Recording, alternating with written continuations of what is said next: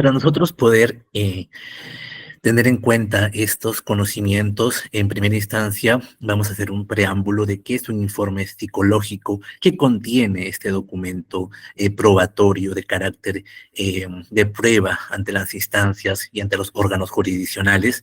Tenemos el informe psicológico, los cuales, dentro de sus datos de la historia familiar, recaba la información relevante sobre el padre, la madre, hermanos, pareja, hijos, la dinámica familiar y la actitud familiar, técnica de la observación de conducta.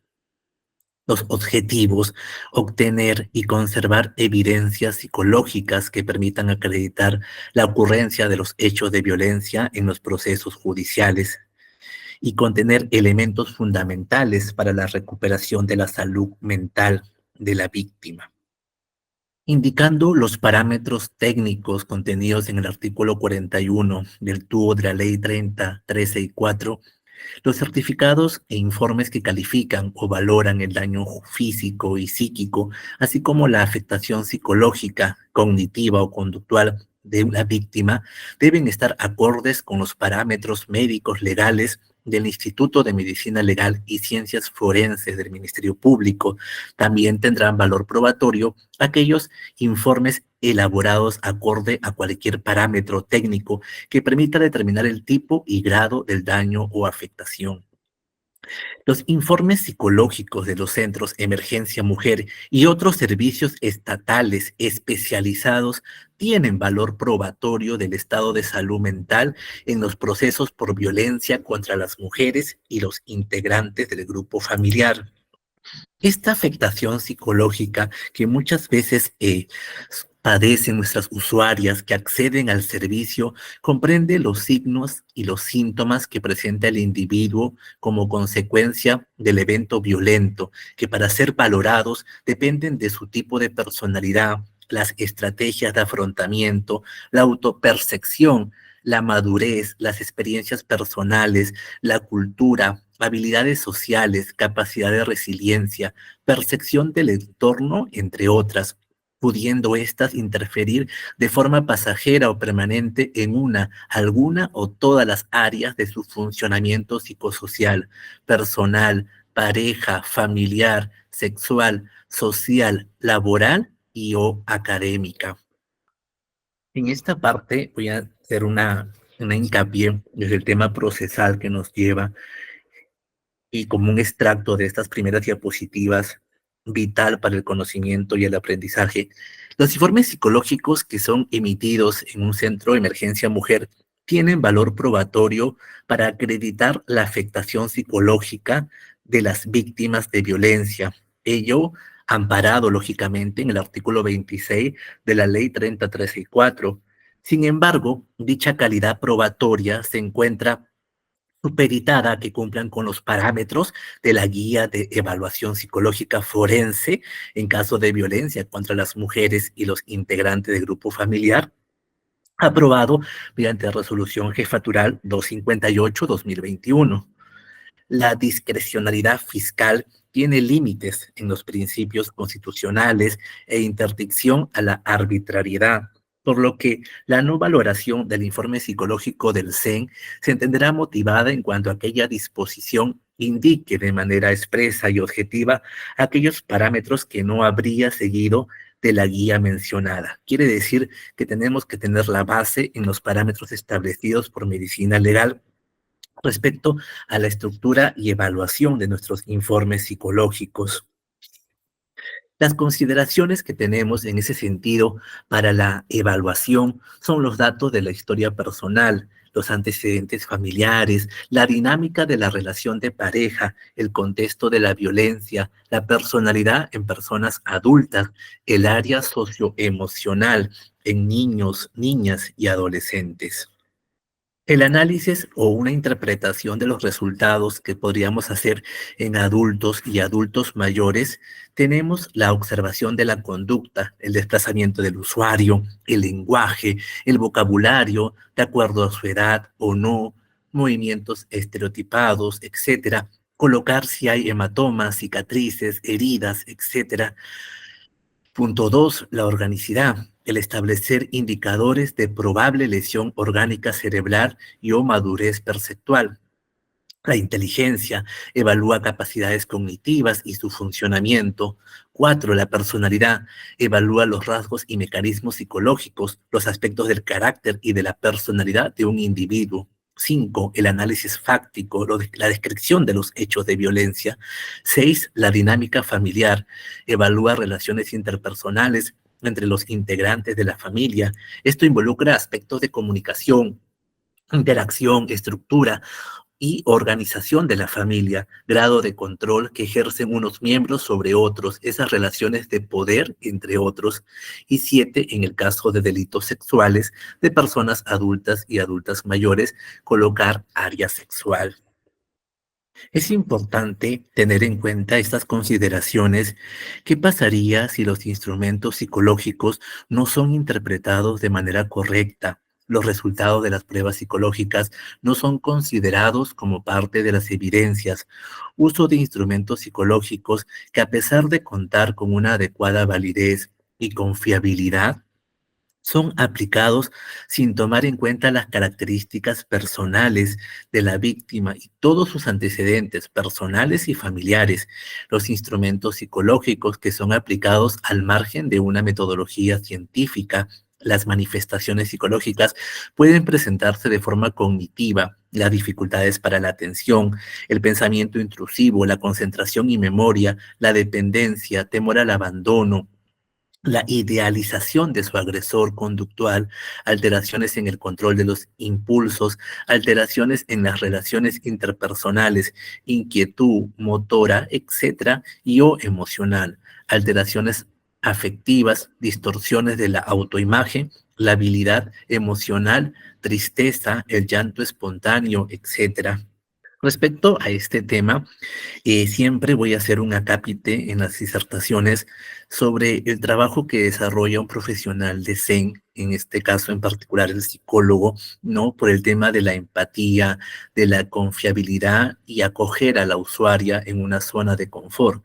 Hay que tener en cuenta que muchas veces las usuarias acceden al servicio en una situación de crisis y es justamente ahí la labor trascendental que se realiza a través del área psicológica para que puedan brindarle un tema de contención emocional, brindarle esa empatía que la usuaria requiere para que una vez ya tenga un tema de calma, un tema de soporte emocional, pueda iniciar la evaluación respectiva en razón al hecho de violencia suscitado. La evaluación psicológica en los niños, niñas y adolescentes tiene como planteamientos el reducir tanto como sea posible el estrés que atraviesan los niños, niñas, adolescentes a lo largo del proceso de atención. Reconocer que los niños, niñas y adolescentes son vulnerables y requieren protección especial. Contar con técnicas y pruebas de acorde a la edad. Conocimiento de las teorías del desarrollo evolutivo. Crear un espacio de empatía y acorde a las características del evaluado. La evaluación psicológica en los casos de violencia sexual. Es lamentable cómo las estadísticas nos reflejan que la violencia sexual ha incrementado y sigue incrementando de forma abismal por estas situaciones que se presentan execrables. Y lógicamente ello nos llama a la reflexión, ¿no? De ver y analizar las situaciones, cómo estamos nosotros como profesionales, como servidores públicos, atendiendo el tema preventivo frente a este ilícito, a este delito penal de violencia sexual y de qué manera podemos contribuir en su erradicación. Desde el nivel de los centros de emergencia mujer a nivel nacional, justamente se buscan generar el tema de actividades preventivos promocionales para ir a los lugares más recónditos, los lugares más insólitos para llevar este tema de difusión, este tema de sensibilización en lo que significa la violencia y el compromiso en su erradicación. En estos casos de violencia sexual no se realizan informes, salvo excepciones, un oficio de fiscalía y o juzgado, o no se cuenta con acceso a cámara GESEL. Conocer los factores de riesgo y de protección, conocer cómo se encuentra emocionalmente a consecuencia del trauma sufrido para determinar atención especializada, evitar el síndrome de retractación, el acompañamiento y el soporte emocional permanente. Los psicólogos de centros de emergencia mujer en este tipo de evaluaciones por violencia sexual hacen una apreciación psicológica. En todas partes contamos con una cámara GESEL donde las usuarias menores pueden exponer sus hechos de violencia frente a un tipo de evaluación que se realiza con la debido formato establecido y justamente participa el fiscal de familia. Ello se hace a efectos de no revictimizar a la usuaria. Las conclusiones a las cuales puede extraer un informe psicológico. El diagnóstico psicológico señalando la afectación psicológica y los tipos de afectación. Podrían ser emocional, cognitiva y conductual y las relaciones con el evento violento. El hecho o evento violento o conjunto de situaciones que originó el diagnóstico psicológico, la personalidad o características de comportamiento de él o la evaluada, considerar criterios establecidos y la vulnerabilidad o riesgo del evaluado o evaluada, en el caso en particular.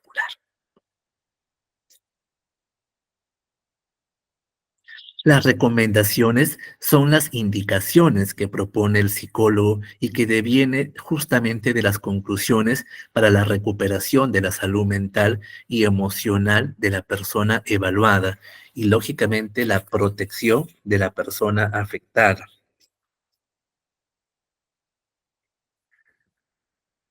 Bien, como segundo acápite tenemos el informe social. ¿Cuál es el objetivo de este informe? ¿Para qué se realiza?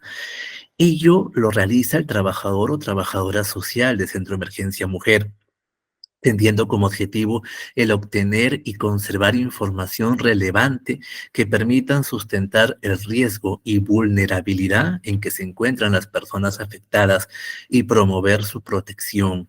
Las técnicas e instrumentos tenemos la visita domiciliaria, que es imprescindible o excepcionalmente donde se encuentra la persona afectada, la entrevista a la persona usuaria y o sus familiares, la entrevista a vecinos, personal de institución educativa u otras instituciones que tengan conocimiento de los hechos, antecedentes, concomitantes y posteriores al suceso de violencia, y la información debe ser de fuentes idóneas, objetivas y no pasibles a posteriores cuestionamientos. La observación. ¿Cuándo se emite el informe social? En casos de flagrancia y ante la solicitud de una autoridad competente.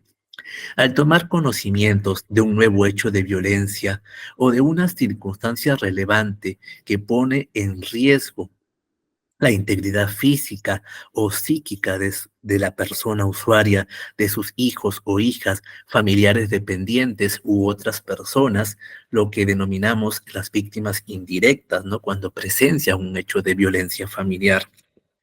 Estos informes sociales tienen una estructura basada en los datos personales, apellidos, nombres, edad, fecha de nacimiento, lugar de nacimiento, el domicilio, el cual no consignar cuando los motivos de seguridad para la usuaria lo requieren. Hay que tener mucho cuidado con este tipo de información. Las técnicas o los instrumentos utilizados, en primera instancia la observación, lo cual es vital, la entrevista a la persona usuaria y a los miembros de la familia, la entrevista personal de instituciones educativas o vecinos, dirigentes comunales u otros, una visita domiciliaria. El motivo de consulta se considera aspectos del ingreso del CEN a la persona usuaria por sí mismo o, o es, en todo caso, acompañado por un familiar.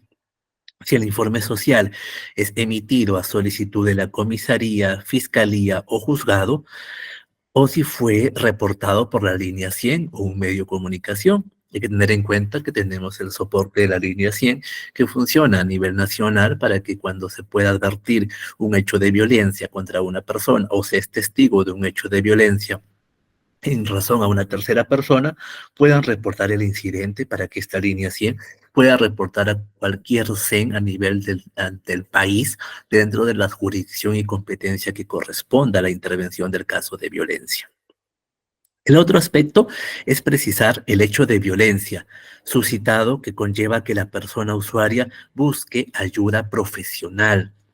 Es conveniente registrar entre lo que refiere al informante, tratando de plasmar lo más relevante de la situación de violencia. Por último, indicar el nombre de los miembros de la familia, personal de la institución educativa, vecinos, dirigentes comunales u otros que proporcionan la información para la elaboración del informe. Consignar si los vecinos o dirigentes no desean identificarse por razones de seguridad o en todo caso para evitar represalias. Hay que tener bastante cuidado con este tema cuando brindan una información y requieren el servicio de encontrarse en anónimo, ¿no? Para efectos de evitar algún tipo de rencillas que se puedan originar a posterior. En este informe social podemos apreciar la situación sociofamiliar, consignar los siguientes aspectos. Esta dinámica familiar originada en los antecedentes familiares, eh, la relación paterna o materna filial, precisar cuál es la posición o reacción de los progenitores o tutores frente al hecho de violencia o abuso. Educación, consignar información proporcionada por el educador, tutor y o director de la institución educativa, conductas del niño o adolescente en el aula, rendimiento escolar, repitencia, inasistencias, cumplimiento del padre, de la madre o rendimiento escolar también. La salud, consignar si la persona usuaria recibe un tratamiento especializado, y nombre del centro de salud o el hospital, precisar si dejó el tratamiento y los motivos por los cuales dejó el tratamiento. Se cuenta con un seguro de salud, se presenta discapacidad física o mental. También analicemos el tema de la vivienda, describir la vivienda en aspectos de seguridad, consignar si la persona usuaria continúa viviendo con la persona agresora. En el caso que la presunta usuaria continúa viviendo con esta persona que la ha agredido, o la persona usuaria tenga como vecino al agresor, también hay que ver ese contexto de acuerdo a lo que manifieste la usuaria, precisar las condiciones en las que habita el agraviado, si existe hacinamiento, cohabitación, cohecho, si el ambiente de la vivienda es de acceso común a todos los miembros de la familia u otras personas, el tema económico, precisar el familiar que provee económicamente a la familia, si condiciona el mismo para ejercer violencia, consignar si la persona usuaria tiene un trabajo remunerado, indicar si las niñas, niños o adolescentes realizan actividades que le generen ingresos económicos y que son utilizados frente al tema familiar. 6. Consignar indicadores físicos y comportamentales detectados en la visita, el domicilio y o la institución educativa.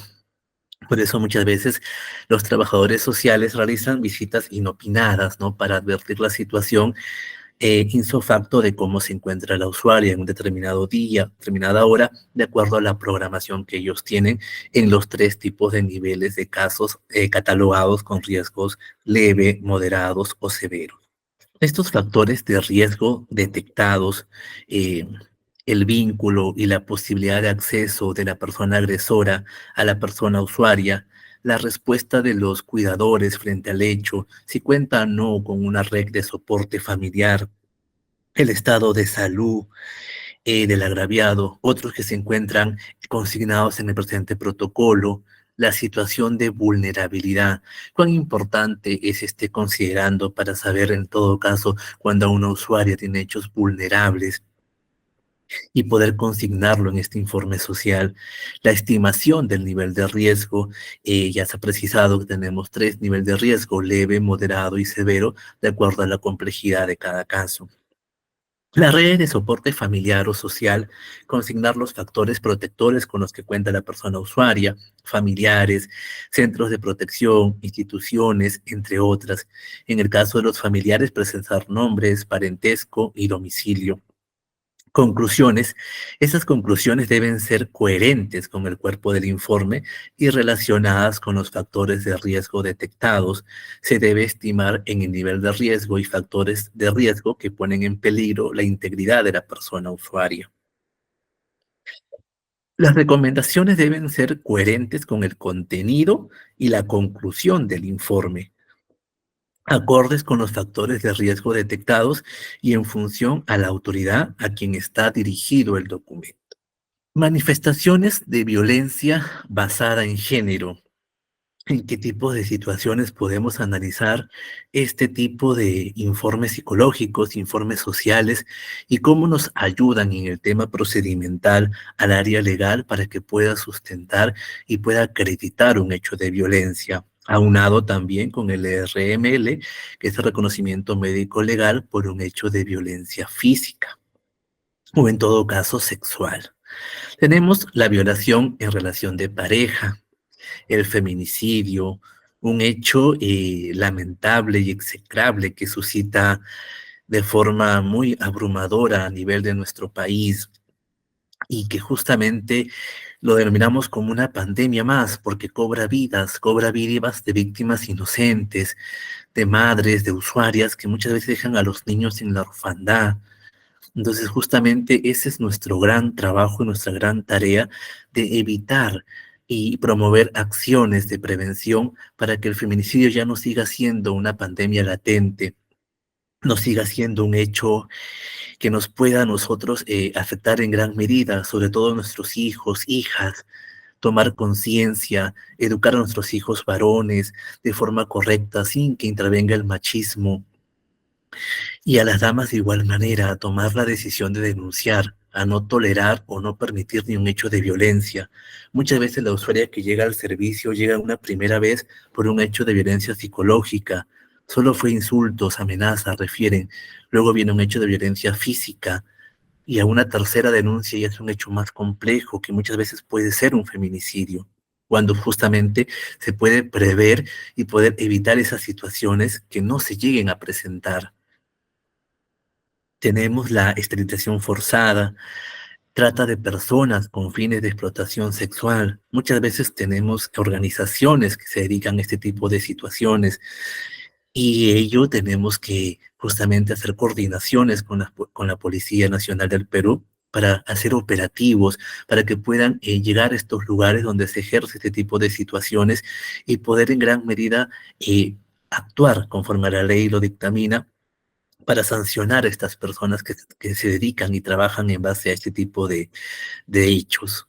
El acoso sexual en espacios públicos, el acoso político, la violencia contra mujeres migrantes y el hostigamiento sexual.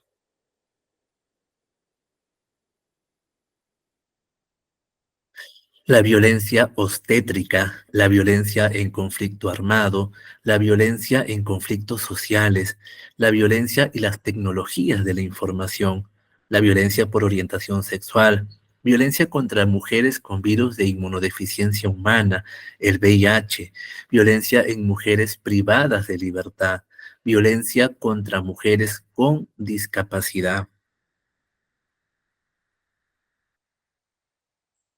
La trata de personas con fines de explotación sexual, esa conducta es dirigida a facilitar la captación, traslado o retención de personas recurriendo a la violencia. Es la amenaza u otras formas de coacción, la privación de la libertad, el fraude, el engaño, el abuso de poder o de una situación de vulnerabilidad, o la concesión o recepción de pagos o beneficios con fines de explotación sexual, esclavitud sexual explotación laboral, o extracción o tráfico de órganos o tejidos humanos. En el caso de los niños, niñas y adolescentes, se considera trata incluso cuando no se recurra a ninguno de los medios antes descritos. El acoso político. El acoso político le denominamos a cualquier acción, conducta u omisión, entre otros, basada en su género, de forma individual o grupal, que tenga por objeto o por resultado menoscabar, anular, impedir, obstaculizar o restringir sus derechos políticos, conculca el derecho de las mujeres a una vida libre de violencia y el derecho a participar en los asuntos políticos y públicos en condiciones de igualdad con los hombres. El acoso sexual en espacios públicos, conducta de naturaleza sexual, verbal o gestual, comentarios e insinuaciones de carácter sexual, gestos obscenos que resulten insoportables, hostiles, humillantes u ofensivos, tocamientos indebidos, roces corporales, frotamientos contra el cuerpo o masturbación en el transporte o lugares públicos, exhibicionismo o mostrar los genitales en el transporte o lugares públicos. El Código Penal tenemos la injuria, actos contra el pudor, exhibiciones y publicaciones obscenas y faltas contra las buenas costumbres. La violencia obstétrica comprende todos los actos de violencia por parte del personal de salud con relación a los procesos reproductivos y que se expresa en un trato deshumanizador, abuso de medicalización y patologización de los procesos naturales que impactan negativamente en la calidad de la vida de las mujeres. El hostigamiento sexual.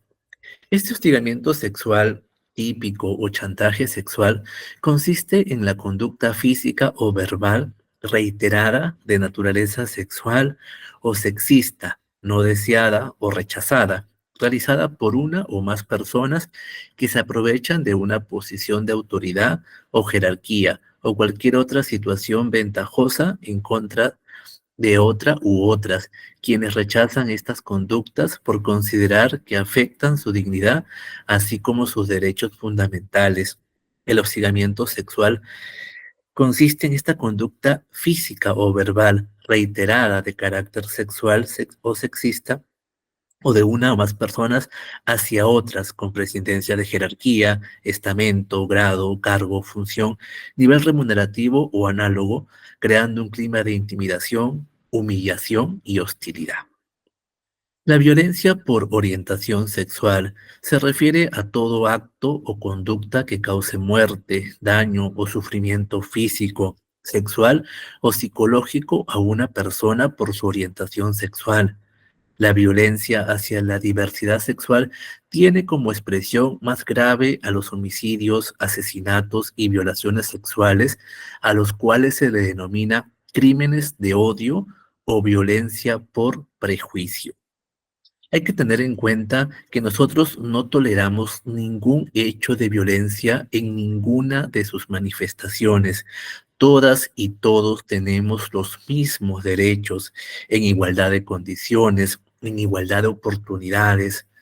Valoro y rescato con gran acierto que se ha tomado conocimiento que a nivel de los estamentos políticos, sociales, en gran medida y en gran porcentaje tenemos y contamos con damas que ejercen cargos políticos, cargos sociales, y eso nos ayuda a contribuir en gran medida que estamos avanzando, que tanto la dama como el varón tienen esa misma capacidad de poder sobrellevar algún tipo de cargo eh, jurídico, político, económico, que les pueda motivar a generar fuertes fuentes de ingreso. Hay que tener en cuenta que muchas veces la violencia es producida porque la usuaria depende económicamente del agresor. Son dos tipos de dependencia, la emocional y la económica. Entonces, justamente por estar sumergida en este tipo de situaciones, es que no toma la valentía de poder hacer una denuncia y continuar un proceso judicial para que este señor sea justamente pague su condena o pague un hecho de violencia en razón a las situaciones que se suscitan. Pero sí vemos con gran acierto que ya hay mayor participación en cargos importantes a nivel del país, de mujeres muy capaces, muy sobresalientes, que justamente toman esta decisión de poder resurgir y no estancarse en un hecho de violencia, sino todo lo contrario, generar ese tipo de oportunidades y salir de este ciclo de la violencia. Las etapas de la atención que tenemos en un centro de emergencia mujer, tenemos primero la guía de admisión, el primer nivel de atención, el segundo nivel de atención y el seguimiento y la evaluación. Son 4 etapas de atención. Evaluación del riesgo. La evaluación del riesgo comprende acciones orientadas a determinar el nivel de riesgo, elaborar el plan de seguridad y explorar las estrategias de afronte. ¿Quién lo realiza?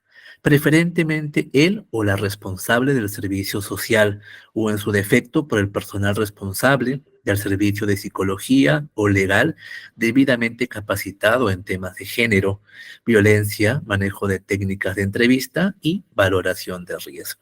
Hay que tener en cuenta, en ese sentido, que anteriormente las opciones de trabajo en razón a las funciones del psicólogo, trabajador social, área legal eran exclusivas, pero ahora con nuevos cambios que han suscitado, son opciones preferentes. No es un trabajo exclusivo del trabajador social, también puede intervenir el psicólogo, puede intervenir el abogado, a efectos de que se pueda atender el derecho a la usuaria a una determinada acción.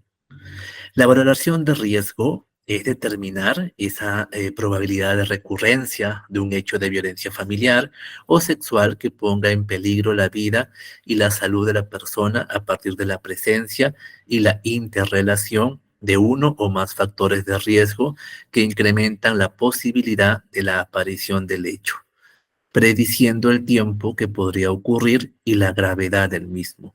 Predecir, pronosticar, proyectar en base a una valoración de riesgo, previa socialización con el equipo interdisciplinario que interviene en un centro de emergencia mujer.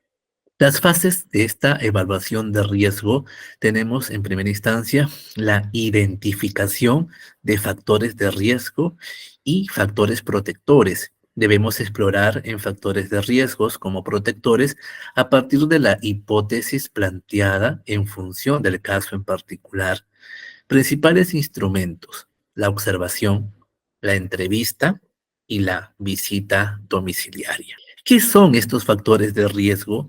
Son todas aquellas manifestaciones o características medibles u observables que con su sola presencia incrementan la probabilidad de concurrencia de los hechos de violencia o hechos que pongan en peligro la vida y o salud de la persona afectada, la peligrosidad de la persona agresora y su entorno, la vulnerabilidad de la persona usuaria y su entorno. Son 2 términos aquí: la peligrosidad y la vulnerabilidad, que se evalúa en los factores de riesgo. Factores de riesgo de la persona usuaria. Tenemos los actos de violencia física, los actos de violencia física en presencia de los hijos u otros, el uso o amenaza de armas de cualquier tipo, aumento de frecuencia y gravedad de los episodios violentos, incumple medidas de protección, actos violentos a hijos u otros miembros, agresiones sexuales en la relación de pareja, tentativa de feminicidio, tiene la intención de causar lesiones graves o muy graves, abuso en el consumo de alcohol, consumo de drogas, antecedentes de enfermedad mental con abandono de tratamiento, conductas de crueldad, desprecio a la víctima, falta de arrepentimiento, negativa a la separación, presenta limitación física, intelectual o emocional, madre o padre adolescente sin red de apoyo, presenta un historial de maltrato y o abandono que afecta su actual ejercicio del rol y presenta resistencia o negativa como persona cuidadora ante la intervención. Como pueden apreciar, tenemos una infinidad de factores de riesgo de una persona agresora que se contempla en las evaluaciones que se realizan por un hecho de violencia. Los factores de riesgo de la persona usuaria. Ahora hablamos de la persona que realiza la denuncia, la persona que es agraviada.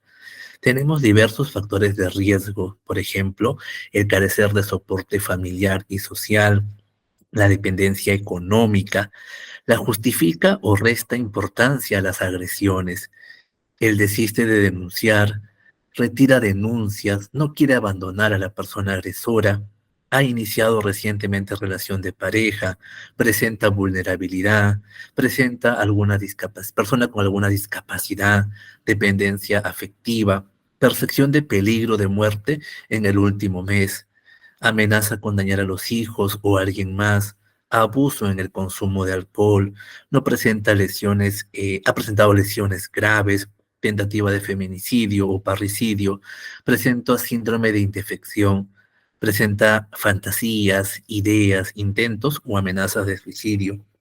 Tiene problemas de comportamiento si es niña, niño o adolescente y ausencia de personas cuidadoras en la vivienda en la que pone en peligro al niño, niña o adolescente.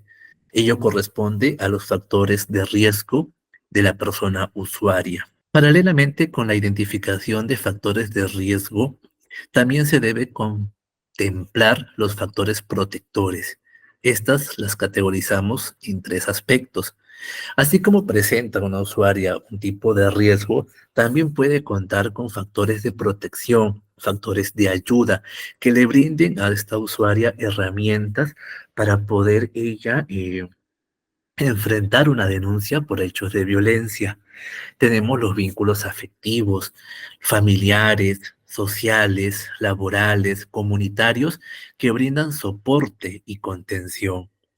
Las competencias, destrezas de protección, habilidades de la persona afectada que le permiten reconocer el riesgo, evitarlo, manejarlo.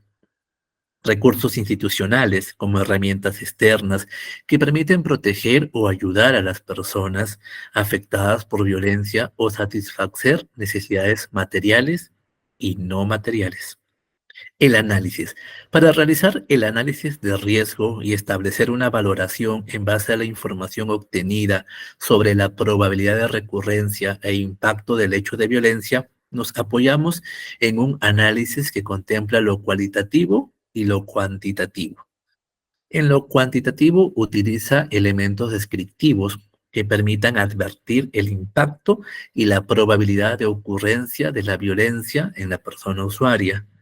Tenemos la probabilidad alta, la factibilidad de que el hecho se presente. Probabilidad baja, la poca factibilidad que el hecho se presente.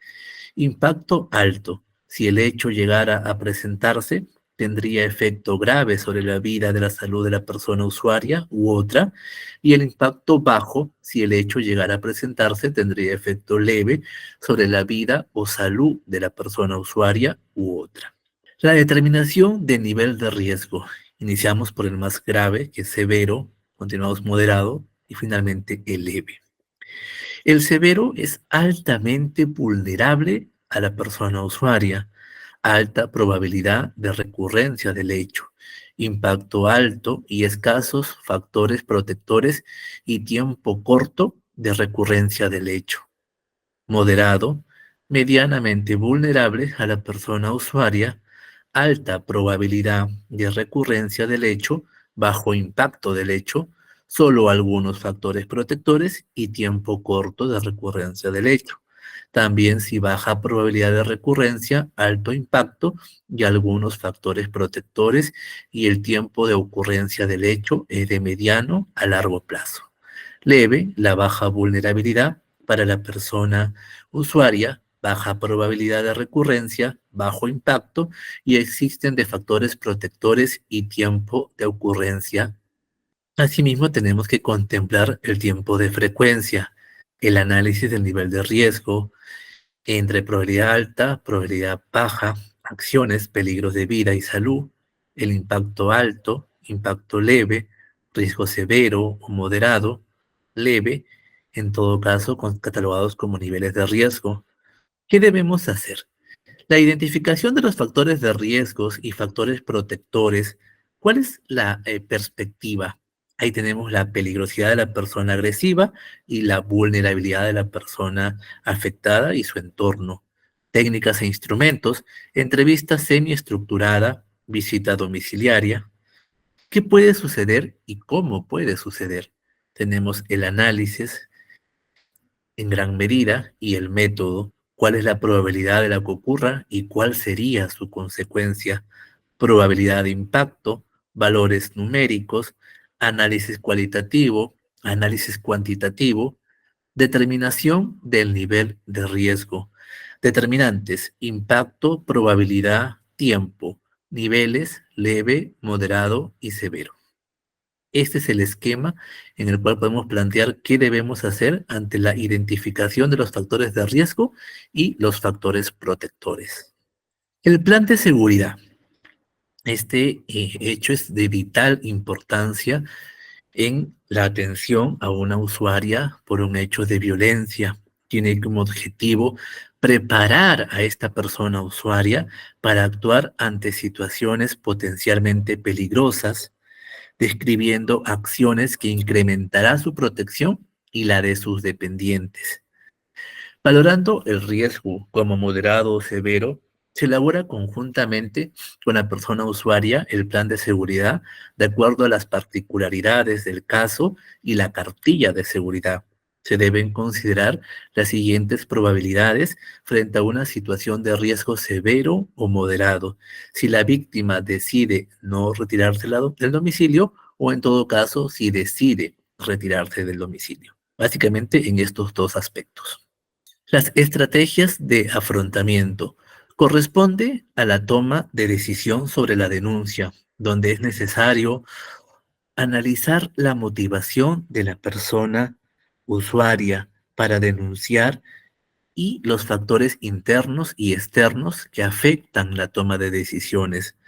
Los principales factores tenemos el miedo, el sentimiento de culpa, el sentimiento de vergüenza, el temor a la estigmatización, en especial en casos de violencia sexual, la justificación de la violencia como mecanismo de defensa, el estado de shock, los sentimientos ambivalentes, el temor a la reacción del entorno familiar, el entorno social, la dependencia emocional o económica, las experiencias negativas previas y la falta de confianza en el proceso de la denuncia y proceso legal.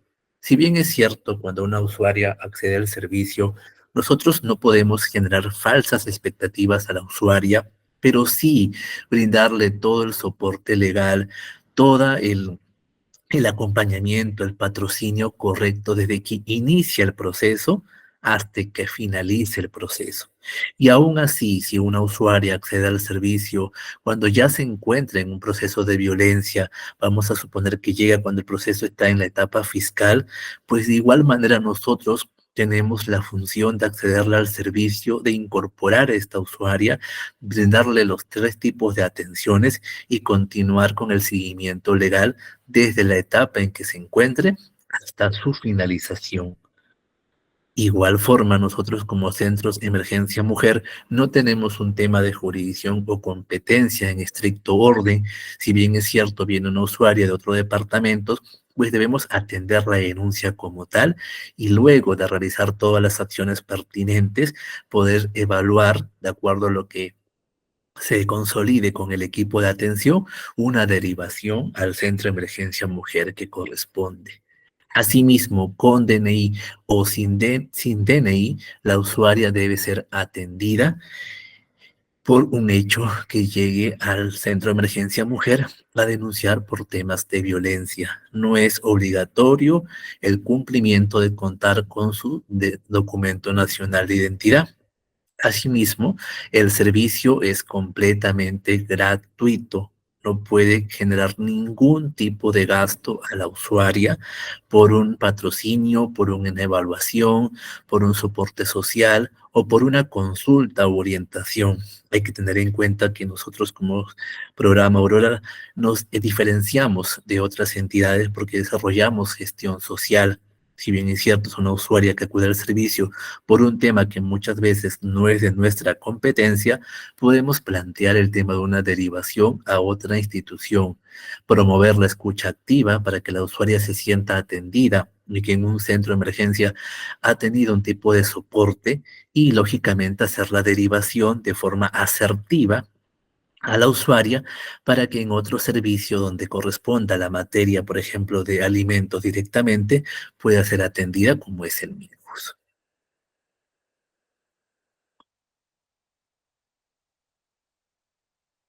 La gestión del riesgo. Esta gestión del riesgo es el proceso a través del cual se desarrollan diversas acciones inmediatas que permitan activar las intervenciones interinstitucionales, comunitarias, a fin de resguardar la integridad física y psicológica de la persona usuaria. Tiene como objetivo el diseñar e implementar estrategias para atender el riesgo detectado en la persona usuaria del servicio.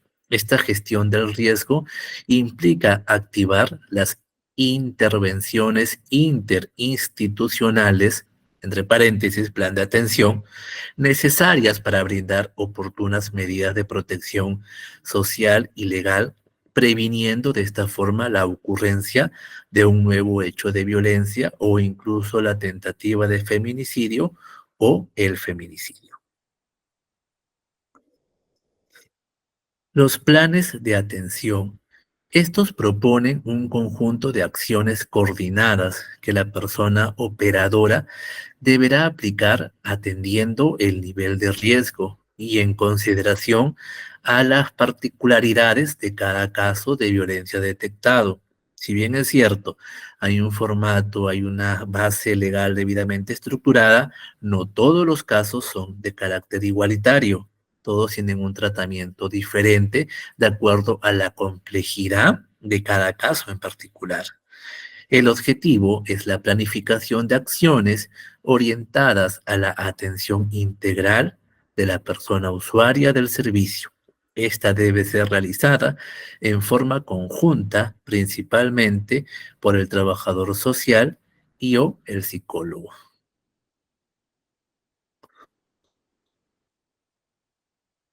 Los planes de atención, acuerdo a gravedad. Uno. El plan de atención para casos en los que la persona presenta indicadores de violencia, pero no reconoce sufrirla. 2. El plan de atención para casos de riesgo leve. 3. El plan de atención para casos de riesgo moderado y severo. Esto se disgrega en dos acápites. Si la persona usuaria o su representante decide denunciar. 2. Si la persona usuaria o su representante decide no denunciar. Hay que tener en cuenta que si se trata de un delito perseguible de oficio, el servicio legal o en su defecto, otro servicio del CEN deberá denunciar el hecho preferentemente a la Fiscalía Provincial Penal o su equivalente. Si se trata de un caso de violencia contra la mujer o los integrantes del grupo familiar, el servicio legal o en su defecto otro servicio del CEN deberá denunciar y solicita las medidas de protección y ante la PNP o juzgado de familia equivalente. En casos de niñas y adolescentes, las personas con discapacidad, dependientes y o adultos mayores cuyos cuidadores no ejerzan su rol protector y no cuenten con red familiar de apoyo idónea, se solicitará a la Fiscalía y o juzgado de familia o su equivalente, o en todo caso a la UPE, que es la Unidad de Protección Especial, la investigación tutelar respectiva. Tener en cuenta que en la provincia de Ica contamos con una unidad de protección especial que se encarga justamente del tema de investigación tutelar correspondiente respecto a niños, niñas y menores en temas de abandono. Consideraciones específicas de los planes de atención asociadas a la particularidad de los casos. En casos de situación de abandono o negligencia en personas adultas mayores, en casos de violencia física y psicológica contra niños, niñas y adolescentes, integrantes de grupo familiar, en casos de tentativa de feminicidio, en casos de violencia sexual y en caso de trata de personas con fines de explotación sexual y en casos de feminicidio. Para cada tipo de estos delitos de connotación, tienen un plan de atención en particular que se debe cumplir en base a los protocolos o a los parámetros que emite el Programa Nacional Aurora para la atención de casos de violencia.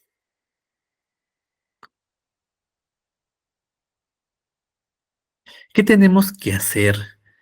Aquí vemos el tema de la valoración de riesgo, determinar uno el nivel de riesgo, severo, moderado, leve, el análisis del riesgo y esta gestión del riesgo dividida en tres hechos. Nuevo hecho de violencia física, prevenir el feminicidio y nuevo hecho de violencia sexual.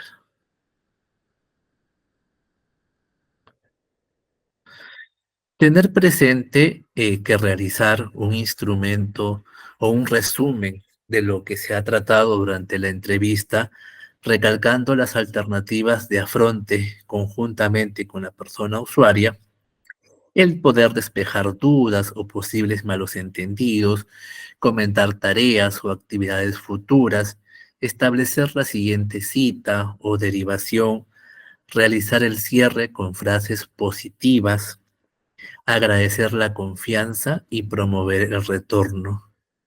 Es justamente lo que les manifestaba anteriormente, cómo el tema humanitario ayuda mucho, cómo generamos confianza en nuestras usuarias que acceden al servicio para atender una atención cálida, una atención idónea, propicia, que confíe en nuestro trabajo, que confíe en nosotros como profesionales, quienes vamos a brindar el soporte social, la contención psicológica, el apersonamiento y el acompañamiento legal. Es vital que los trabajadores de un centro de emergencia mujer reúnan estas características frente a la atención de un hecho de violencia. Nosotros y creemos y tenemos plena convicción, no como una utopía la erradicación de la violencia, sino como un hecho concreto, y que es un trabajo articulado que se desarrolla de la mano con todas las autoridades involucradas en este tipo de acciones, principalmente la Policía Nacional del Perú y el sector salud, con quien a diario trabajamos de forma articulada en beneficio de las víctimas de violencia, propiciando acciones tanto en el tema de atención como en el tema preventivo promocional. Elegido ese plan de atención, se deriva a la persona al segundo nivel de atención para la atención correspondiente.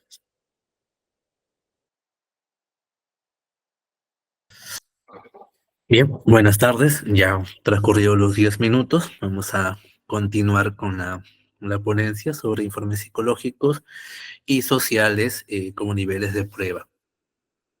Tenemos el segundo nivel de atención, que es la intervención ya interdisciplinaria a través del equipo de atención, el acompañamiento psicológico, el patrocinio legal, gestión social y el fortalecimiento sociofamiliar.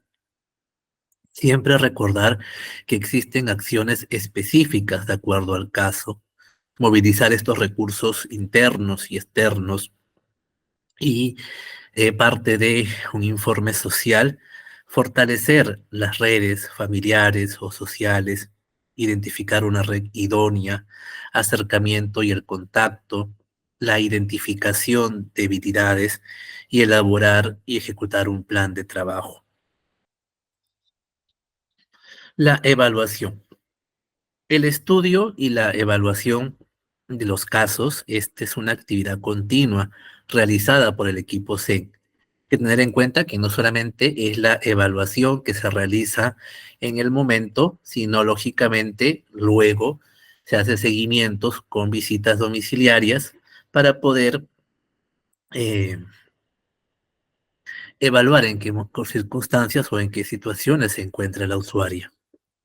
Cada 3 meses se debe hacer esta evaluación de los casos de riesgo moderado y riesgo severo, y para la evaluación de los casos se registra en la ficha de registro de caso los objetivos, las estrategias adoptadas y las acciones a realizar al fin de lograr los objetivos propuestos.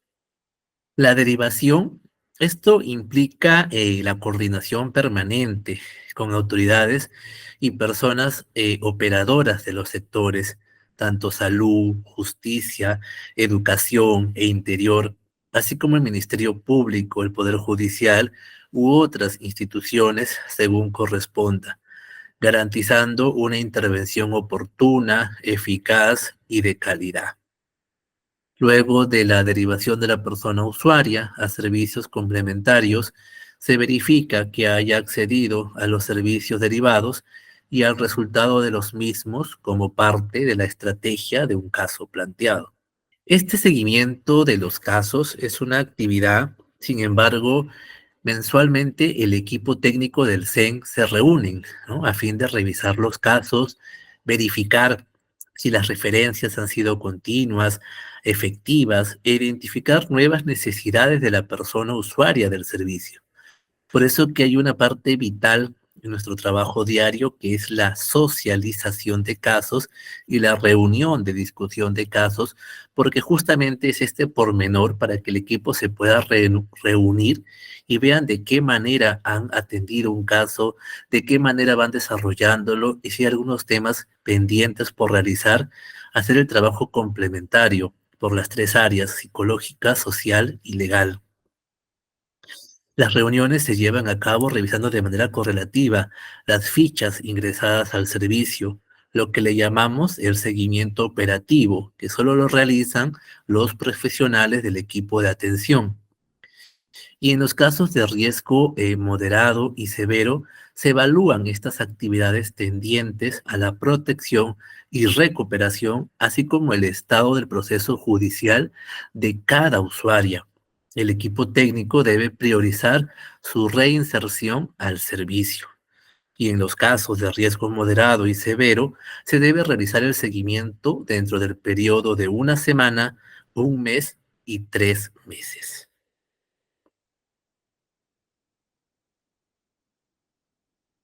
Siempre tener presente en todo tema de evaluación, saludar y dar la bienvenida, presentarse, acoger y ser amable, garantizar la privacidad de la víctima, realizar una comunicación asertiva y activa en la que la persona pueda expresarse, hacer sentir escuchada y segura a esta persona, comunicarse de manera clara y evitar usar terminología técnica que muchas veces no puedan entender, evitar comentarios o juicios de valores, prejuicios. No podemos bajo ningún contexto revictimizar a una usuaria por un hecho de violencia, ni mucho menos cuestionar o juzgar el hecho que está denunciando. Desarrollar un buen rapport, esa zona de confort, esa zona de amabilidad que debe existir entre la atención de un profesional de centro de emergencia mujer y una usuaria víctima de violencia. Agradecer a la persona usuaria por la confianza promoviendo su retorno. Comprobar que no hay dudas o malos entendidos. Terminar con frases positivas, con frases de motivación que ayuden a generar a generar confianza en esta usuaria que ha ido al servicio por un hecho de violencia y que esta misma usuaria pueda sentirse fortalecida con la atención recibida por parte de los profesionales del equipo de atención. Tenemos justamente en esta parte de la ponencia diversas jurisprudencias que nos ayudan a entender el tema de los informes psicológicos y los informes sociales.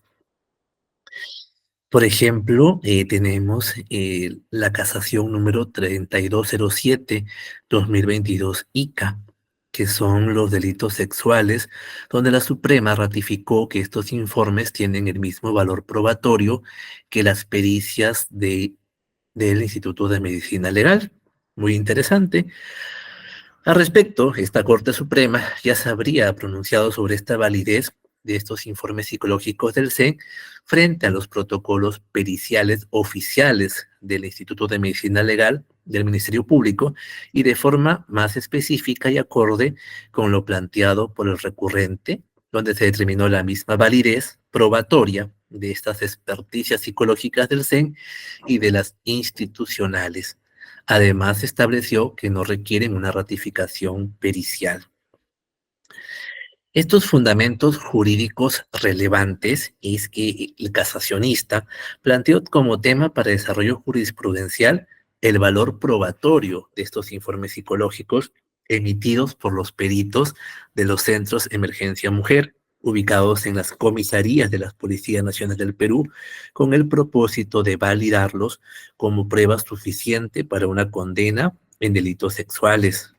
Al respecto, esta Corte Suprema ya se ha pronunciado sobre la validez de los informes psicológicos del CEN frente a los protocolos periciales oficiales del Instituto de Medicina Legal del Ministerio Público y de forma más específica y acorde con lo planteado por el recurrente, se determinó la misma validez probatoria de estas experticias psicológicas del CEN y de las institucionales. Además, estableció que no requieren una ratificación pericial. En tal sentido, no es necesario un desarrollo jurisprudencial sobre la temática propuesta por el casacionista, toda vez que ello ha sido dilucidado por este Supremo Tribunal en anteriores pronunciamientos.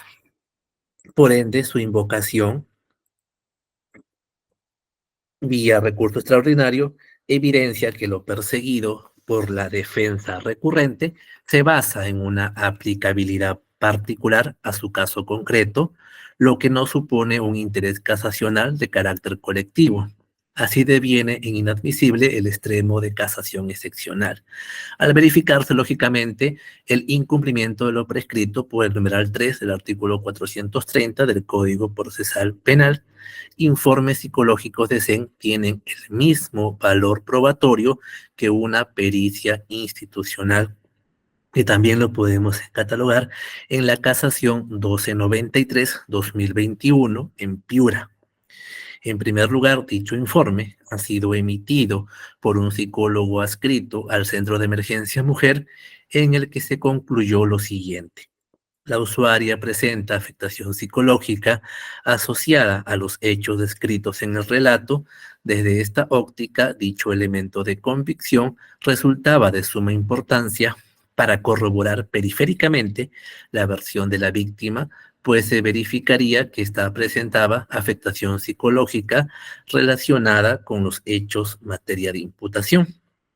Asimismo, para complementar esta información de vital ayuda, tenemos el enfoque de derecho con los informes psicológicos del CEN.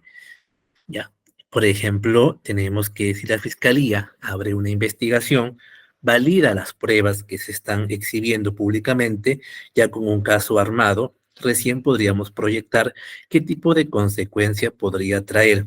Pero es evidente que frente a un hecho de violencia psicológica, un hecho de violencia física, existen elementos concomitantes para la perpetración de que denuncia de violencia familiar sea sancionado con todo el peso de la ley correspondiente. Hay que tener en cuenta que justamente para el área legal es base contar con estos informes psicológicos, con estos informes sociales, para que pueda, juntamente con el apersonamiento respectivo, hacer evidente y de forma comprobada, fehaciente, la situación de violencia en la que ha sufrido la usuaria. Muchas usuarias acceden al servicio temerosas por un tema de consulta o por un tema de no denunciar un hecho de violencia, sino por un tema de consulta. Y justamente es ahí donde el equipo de atención prevé estas situaciones y el área legal plantea una denuncia de oficio, ¿no? Ante el órgano jurisdiccional competente, donde estamos promoviendo que se respeten los derechos de la usuaria, ¿no? Porque a veces suele suceder que la usuaria tiene temor y en otros sentidos la usuaria sí tiene toda esa facultad o toda esa capacidad de poder eh, acceder a una denuncia por violencia familiar y iniciar el proceso y continuar hasta el final. Hay que tener en cuenta que este proceso de violencia pasa por tres etapas, que es la etapa policial, la etapa judicial y finalmente la etapa fiscal. Si bien es cierto, es un procedimiento conforme dicta nuestro protocolo, nuestra normativa, o tanto el órgano jurisdiccional, judicial y el órgano fiscal son los que resuelven finalmente esos hechos de violencia. Esto nos ayuda a nosotros a brindar todo ese soporte, toda esa contención a nuestras usuarias que acceden en busca de justicia, que nos preguntan a nosotros, trabajador social, psicólogo, abogada, ¿qué debemos hacer para que ya este señor, este varón, no me agreda? Ya no quiero continuar.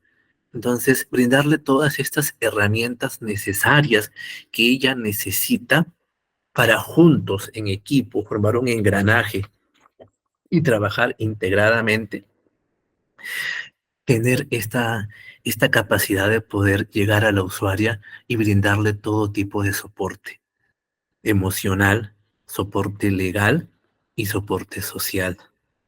Asimismo, como les indiqué, es un trabajo continuo, es un trabajo de capacidades, de comprometer y fortalecer el trabajo con la policía. Si hay un caso de flagrancia, un caso de suma urgencia, inmediatamente la coordinación con la PNP y acudir a detener a este agresor que está dentro de las 24 horas de haber perpetrado un ilícito penal de violencia para lograr su captura y que las diligencias se hagan en el menor tiempo posible. Por eso actuamos del principio de celeridad y el principio de probidad en la atención que se le brinda a las usuarias.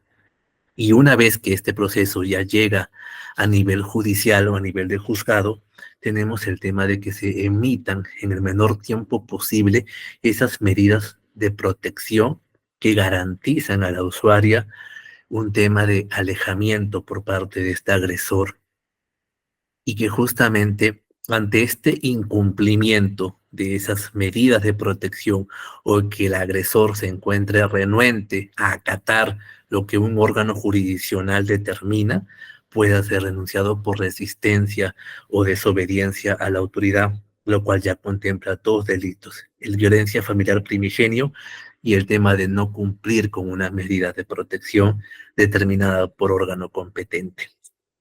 Y a nivel de fiscalía, una cantidad de diligencias, incluyendo declaraciones, eh, cámara GESEL, incluyendo el tema de inspecciones técnicas, el tema de visualización de video en caso lo hubiera, para acreditar con todos estos elementos probatorios el tema que el órgano fiscal pueda formalizar una investigación preparatoria en contra de un agresor por violencia en agravio de nuestras usuarias que acceden justamente en busca de justicia.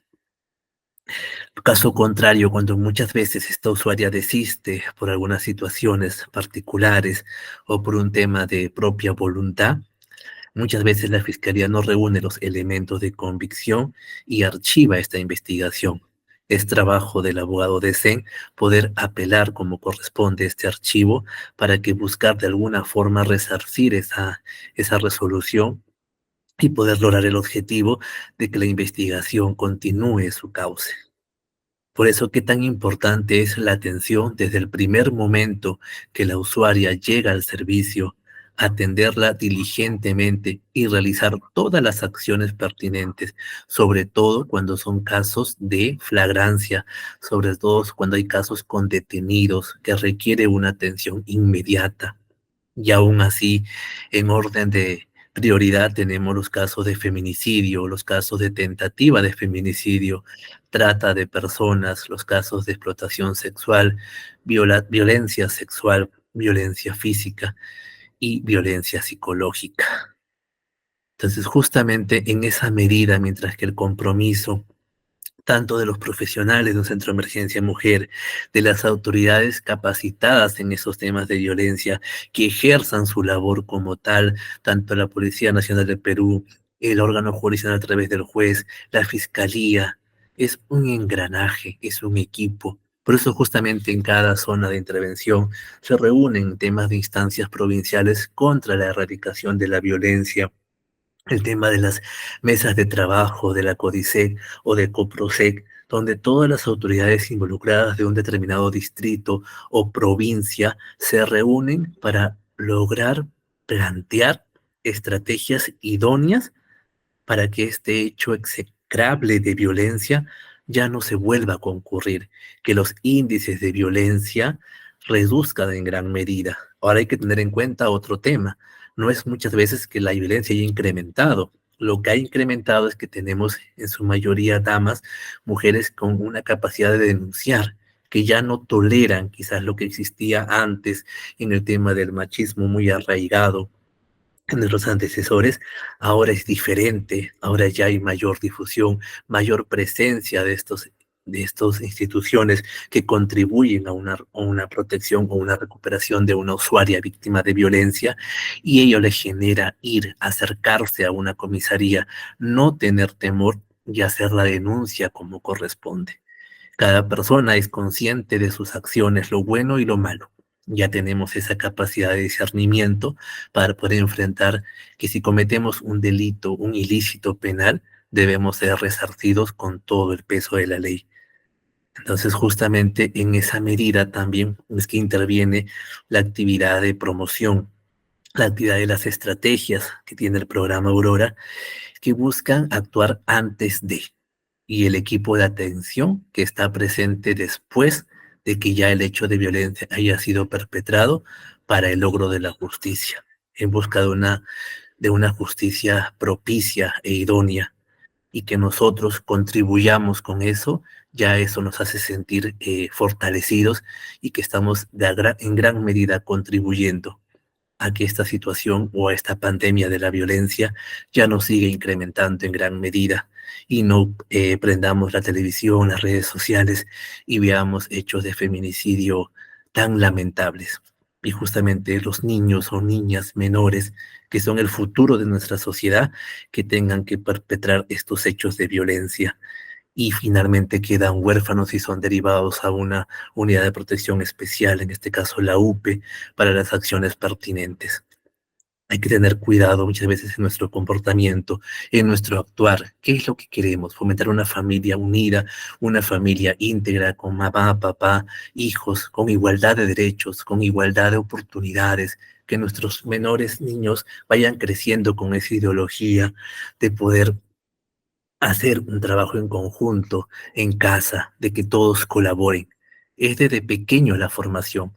Muchas veces la mentalidad de un adulto no es un poco, por no decir muy difícil cambiarlo, pero la mentalidad de un niño que es como una esponja, su cerebrito, que está en todo tipo de formación, es ahí el trabajo. Por eso nuestros centros de emergencia mujer acuden a las instituciones educativas de los diversos niveles de educación para fomentar esta cultura de paz, para decirle no a la violencia y que puedan tener ellos este compromiso de decir, no toleremos hechos de violencia, no dejemos que nos toquen indebidamente. Eso nos ayuda a nosotros a poder desarrollar un sinnúmero de actividades preventivas, promocionales, con juegos lúdicos, con dinámicas de interacción, incentivar a la población en el tema de campañas, ferias informativas, para que la población justamente esté sensibilizada. Lógicamente, estas ferias informativas interviene el tema legal, psicológico, social, para brindarle este patrocinio a las usuarias o absorber sus consultas legales que muchas veces acceden al servicio y que ello hagan réplica en sus propias comunidades, en sus propias sociedades donde ellos radican, para así todos manejar este mismo idioma. Que que justamente nosotros necesitamos este trabajo de autoridades comprometidas, autoridades con una gran vocación de servicio a nivel de, en particular, en nuestra región Ica, para que en la lucha contra la violencia estemos todos unidos y logremos ese objetivo de utópico muchas veces, como le dicen, de la erradicación de la violencia.